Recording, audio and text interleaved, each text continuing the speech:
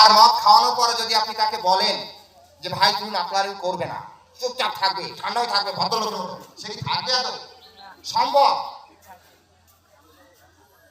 থাকবে? হ্যাঁ কি না, কিছু বলুন। হ্যাঁ, ঠিক একইভাবে আমাদের আহারের প্রভাব পড়ে। একজনকে আপনি প্রচুর পরিমাণে ভিটামিন খাওয়ালেন, আর সে যদি তাকে যদি বলে না না তুমি মোটা হবে না, তুমি মোটা হবে না, আর ও তো মোটা হবে। এক্সেস ভিটামিন খেলে কি হবে কিনা? তার মানে আহার আমাদের চেতনাকে কি করে? নিয়ন্ত্রণ করে।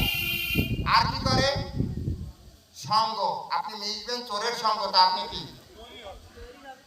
আপনি উকিলের সঙ্গ করবেন, তা উকিল হন না হন, কাউকে বাস যান, মানে কিভাবে কাউকে কেচে ফাঁসানো যায় তা কিন্তু ঠিক।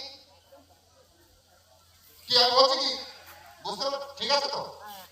আপনি যদি ডাক্তারের সঙ্গ করেন, এই ছোটখাটো রোগ আপনি নিজেই প্রেসক্রিপশন করতে পারবেন।